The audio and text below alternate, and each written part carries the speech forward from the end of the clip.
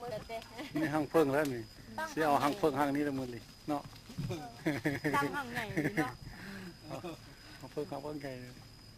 ก็เตยไปสิขึ้นได้วะนี่ โอเคเนาะ โอ้ยไอเวียเราเงินกิ่งปั่นนะ โอ้ยแค่รู้ว่าขึ้น เอาบอกไงห้างเพิ่งก็ได้จะเคยได้สิขึ้นเอาได้ยัง เจ้าเคยเอาอยู่วะ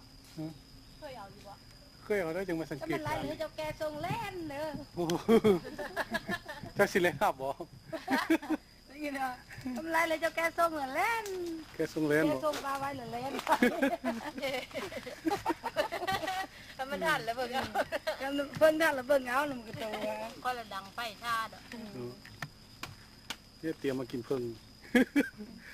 มีมากินเพิ่ง พวกมีพวกมีเพิ่ง กินมายางก่อนยังเอาเพิ่งเนาะ เฮ็ดคุกวันนี้เกินคุกเฮ็ดคุก มาจากไหนคุก เฮ็ดคุกเฮ็ดเอาเพิ่งแล้วนี่ทางเพิ่งใกล้ๆนี่ตอนนี้เขาเอาใบอัน ไปไอ้ติ้งไก่แดงไว้กว่านี้ ตีนไก่ เอาซื้อบ่ไฟลายเดินแดงมื้อนี้ยุ่งจริงเอ้า ไปปิ้งไก่เฮ็ดเอาเพิ่งแล้วนี่ฉันเอาจูดไฟซะเบิ่งบ่นี่เวลาเสียขึ้นเอาเพิ่งสุดท้ายเอาบ่ เอาได้ก็หลายจะเอาตายได้ประมาณได้งาไหมนะเอาอันนั้นทางยาเป็นเพิ่นเอามาได้งาไหม เอาบ่สิเอานี่ก็แม่นพวกผู้สาวได้เป็นผู้ขึ้นกงไม้ บ่ จ้าสิเอ็นเลยจะย่อแพ้นักอันนี้บ่นักอันนี้เลยย่อแพ้ เฮ้ย ย่อขึ้นไปนั่น ใช่เอาละบ่เนาะ ก็เอ็ดเลยนะเอามางาไหมนะเอามางาไหมค่อยมันหลาย มันใหญ่นี่ ก็แห้งอยู่แล้วเจ้าวันนี้เดือดได้ได้มันลายพดเหรอ ตอนหัวพี่น้อยเลยวันนี้ เฮ้ยเยอะพอแล้วเนาะ เกิดอะไรพูด นักนี่รถโหทางเลย น้ำเอาอยู่ข้างล่าง เอาที่ล้างเหรอเอาตัวนี้เลยแกพาตัวเราพอละอ่ะนะแม่ เห็นยืนเห็นอยู่ได้เดี๋ยวเลย เห็นจิบ่ จังน้อยเห็นความครับ เจ้าก็เอ็ดเปลี่ยนบ้าน เปลี่ยนให้แล้ว เจ้าว่าเป็นเบอร์นี่แกเป็นเบอร์นี่ อันนี้พดไหม คนไม้ก็เอ็ดเบอร์นี่ พอจะกินเพิ่ง จุดเพิ่งก็สร้างเอ็ดนะเอาไอ้แววได้ยืนอยู่ป่ะลุกดีดูนั่งไหมแม่นั่งตรงกู น้องหัวพี่น้อยเลย นั่งกันละ พ่อพี่น้อยละเสียเสียงก้มพวกแกก็ไม่เห็นหน้าแต่แท้ เห็นนั่นแหละหน้า เห็นเนาะผมเห็น โอ้ยเห็นวันนั้นเลย ไปฮอดสหรัฐบางก็ยังบ่ลืมอยู่เนาะ ตอนนั้นมันยังไม่ลืมอีกอันนี้เป็นนี้เลย อันนี้ เพิ่นย่างมาได้แก้วย่างมาเพิ่นเด้ผู้เอ็ดกำลังย่างมาผู้แก้ว โอ้ยถ่ายก็เห็นคนอยู่บ่ เห็นนะทำนังเนี่ยเจ้าอย่างนี้ทำนังเลย เจ้าหรือบ่เห็น ผู้เจ้าแล้วมีเห็นดิ นี่ละอันอักลีไม่เห็นหา ไปดึงเอาตะวันเอาไปเลย เอามันเป็นตัวนี้ เพื่อลันนังก่อน มัดเท่าไหร่นะ มันกังแน่ได้มากังแน่ ตัวนี้ไว้อยู่ลุ่มดีกว่า ว่าอยู่ลุง เจ้าเอ็ดดีเลยกระโปงกระพันเลยนะ ดูเอาเครื่องมัดหิ้งใบตองใบไม้มาดินี่ เอ็ดดีเลย มัดนั่นสิขึ้นก็เอาเพิ่งเอาเพิ่ง อันนี้ก็แมงโน่นแหละอันนี้ก็ดิแกเจ้าก็เคยกินบ่ เคยกินอยู่ แมงไม่เท่าอ่ะนะ ไม่เท่าคน แมงไม่เท่ากับเจ้าไม่เท่าโน่นนะเจ้าเคยกินบ่เคยกินดีบ่ไม่กินตัวโอ้ไปเลยโอเคเอาได้จังได้เอาพุ่นได้เอาพุ่นยังไม่ได้ก็ไอ้ ผมว่าแห้ง แต่แลนบ่มนะ พาย มันยืนไม่ได้ บ้านพ่อล้างไปบ้านนี้เนาะพ่อล้างเพิ่งว่าวันนี้ สลามเพิ่ง ลูกไปเมื่อนี้ไปไข่ไม่ไปเลยลูกไข่ให้ทางแกเบิ่ง นี่บ่เบิ่งเนี่ยเบิ่งมัด เบิ่งมาอันนั้น มัดนี่ วัดอันนี้ บ่ถึงนะ นี่ก็จะเดียว มันค้ำเด้อ ก็เราเอามันทั้งสองมาเดี๋ยวนี้มาได้เวลา แล้ แล้ว ว มัดพอดีก็พอแล้ว จะหากินมาว่าก่อน บ่หุ่นบ่ถึงบ่หุ่นเนาะหุ่นมัน ก็อยู่เอ็ดเป็นหน้าค่ะไม่ค่อยตัด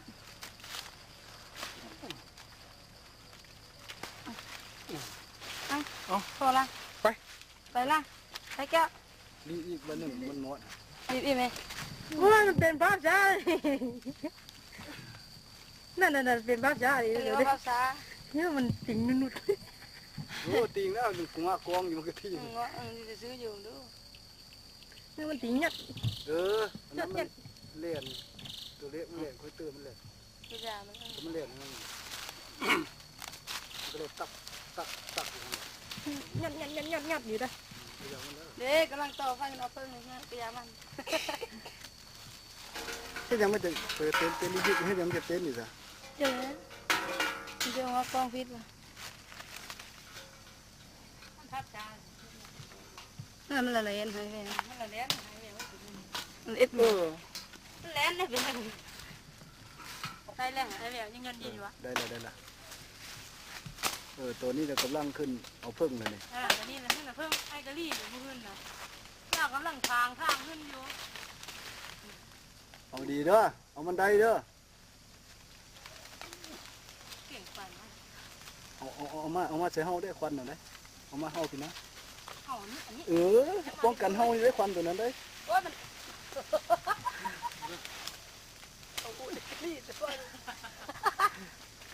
โอ้ยเดี๋ยวเลยมืดก่อนละไอ้ลี่เอ้ย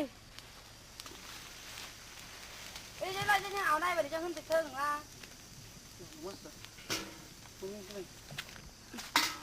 ไม่นี่เลยจุ๊บซึ่งน้อยแก่ง นี่ได้พวกขึ้นเอาเพิ่งนี่ห้องนี้แหละสิได้หรือบ่ละ เอาได้ค่อยได้ เพิ่นมันเก่งอยู่ดอก ป้อนแห้งได้ก็ดีค่อยเจ้าเอ็นได้เลยยู่ดินี่มันละมดเลยค่ะไปเบอร์ลงมาเนี่ยได้กัน คุณไฟให้เพิ่นเด้อนี่ควบคุมเสียงควันล่ะนี่เก่งขนาดเพิ่นนี่ก็ดี เรื่องเอาเพิ่งนี่นะ จะถนัดหน่อยนึง คนคือสิเคยเอาเพิ่งอยู่เนาะ เคยอยู่ เออ เคยหน่อยเลยเนาะน้อยเลยฮะ ไฟลูกก็ได้หันได้ นั่นแหละเขามันละมอดฮะเขามันไหม้ผู้เจ้าฮะ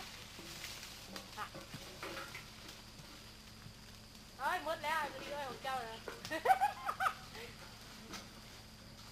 อันนั้นฮอดเพิ่งซับแล้วเนาะ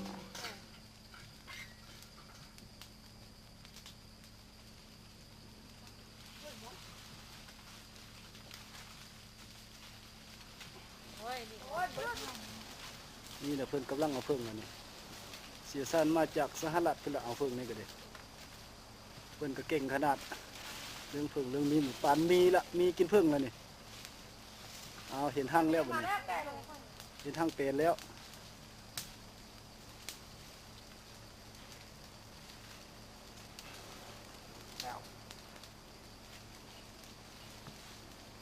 ลงก่อนให้ลุก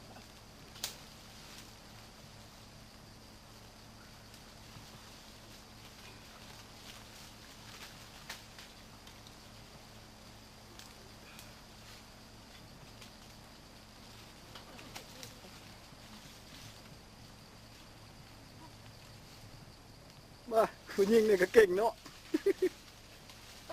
จ้า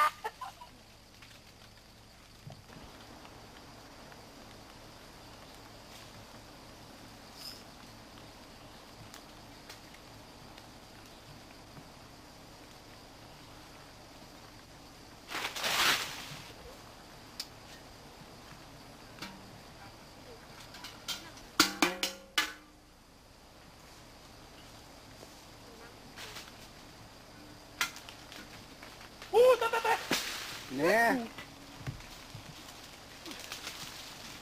หูน้ำมันซ้ำบ่ฮะ คนน้ำตก โอ้แล้วบัดนี้เนาะมืด ตอนกินแม่ก่อน แต่มันหลายบ่ มดแล้วตกมดแล้ว โอ้ย เก็บหน่อยเก็บหน่อย ตกหลายกว่าได้แล้วบ่ฮะ กินแล้วก็บนเขาได้ เอาเก็บหน่อยเก็บหน่อย จะไปดีไปเขาแกมีแล้ว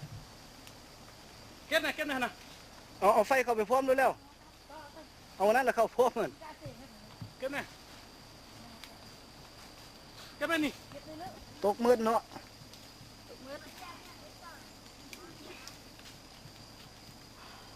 น้ำพึ่งอยากดูเมื่ออยากดูเพิ่งเบิ้ลแล้วมันจะแล้วเราไปจนห้ายักษ์ออกเบิ้ลเลยนะแกเอาหั่งมาเลยใส่ก็ไม่ขึ้นแบบใส่ไม่จริงกับตอนก้น จะทอดกินมันเด้อจะกินเด้อ จะกินเลย กินข้าว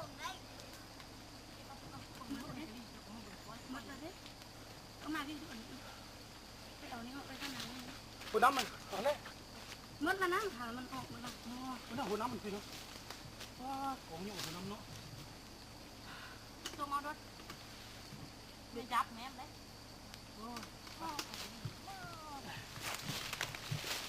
ถ้าแกมันมีเล่มมัน ไปเด้อบ่บัดนี้เอาเด้อพานะเอาเด้อ เลยพาให้เบาเลย มันดื่มน้ ไอ้แมวหย่อนตะคอยกินละหันดิบ้านหย่อนตะคอยดึง โอ้ยามเลย เดิน มีกินมันได้สวย ต้นอยู่ได้ เดี๋ยวพอกินได้เดี๋ยวพอกินเด้อ ดิบดีถึงคอยไหนที่เรามินนะว่ามินตัวไปเอาไหม ได้ไหม ล้างมือได้ โอ้ยหัวน้ำมักใหญ่เว้ย จะบ่ายไม่ได้หัวโตนั่นแกมันหยาดอยู่มือมันแรงได้สั่งโอ้ยแล้ว มันงวยมาจับคู่แล้วมันแน่นมันนักเลย